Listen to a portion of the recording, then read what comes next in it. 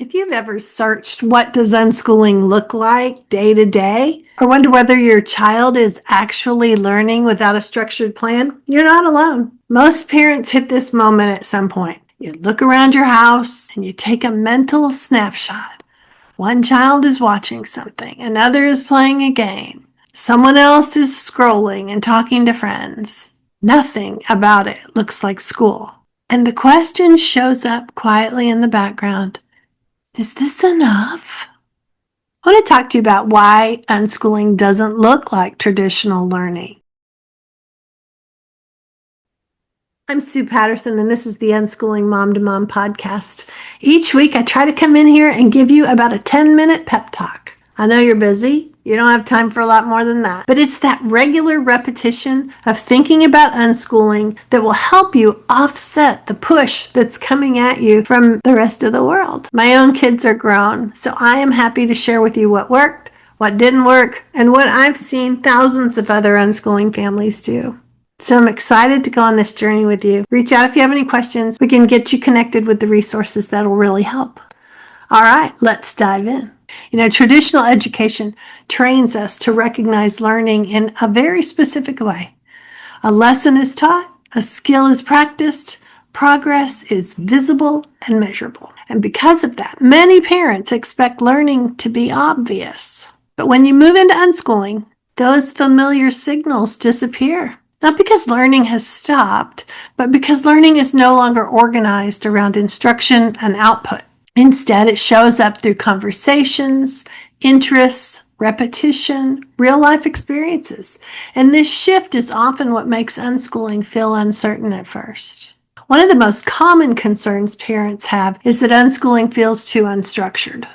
You might notice thoughts like, I should be doing more, or this doesn't look like learning, or what if they're falling behind? And these thoughts are not random. They come from years of being taught that learning requires teaching, and that belief doesn't disappear just because you choose a different approach. If that internal pressure feels familiar, it's part of a larger pattern that I explored a little bit more in Homeschooling Doubt versus Unschooling Confidence. I'll put a link for that. But it's why reinforcement matters, because this is where those reactions come from. Unschooling doesn't follow a fixed schedule or a daily routine. Instead, learning happens through everyday life. A typical unschooling day might include watching videos, picking up language and storytelling or ideas, playing games that involve strategy and persistence and problem solving, or having conversations that build reasoning and communication skills. Maybe they're working on projects that start and stop and evolve over time. Some days feel productive, other days feel quiet. Both are part of the process. But the hardest part of unschooling is not what the kids are doing. It's how parents interpret what they see. Unschooling changes the definition of learning, and that creates a gap between what's happening and what you expect to see.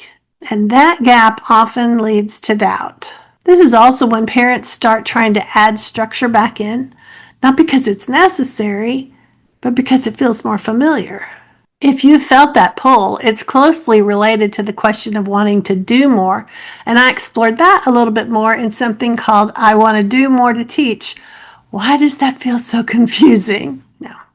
So let's talk about what you're going to look for instead. As you spend more time observing, you begin to notice different indicators of learning. Instead of focusing on output, look for what your child chooses to do without being told, what they return to repeatedly, how they approach challenges, what they talk about when they are relaxed. These patterns provide a more accurate picture of how learning is developing. This shift also changes how planning works.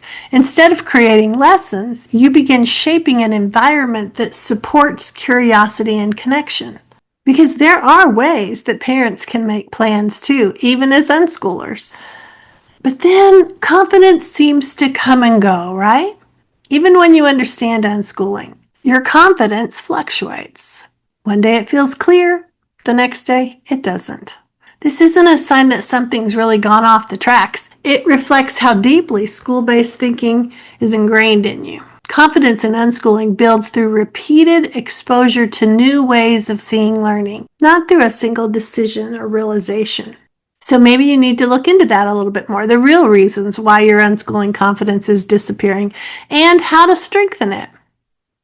That's why I made the Creating Confidence Daily app for when you need something a little more than a weekly podcast. It's just a couple of minutes each morning with me in your ear, helping you build confidence step by step. You can try it free for 7 days and see if it fits. So at this point, most parents understand what unschooling is supposed to look like. So if you've watched all the videos and you've listened to the podcasts, you're part of the group of parents that understands what unschooling is supposed to look like. But that's not usually the problem. The hard part is holding on to that perspective when real life kicks in, when the house looks like a mess, when the day feels unproductive, when somebody asks a question that makes you second guess everything.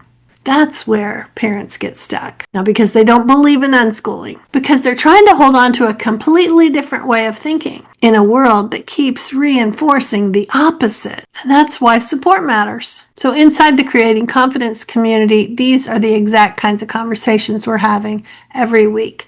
Real life situations, real questions, and a space to sort through what's actually going on without defaulting back to school-based thinking.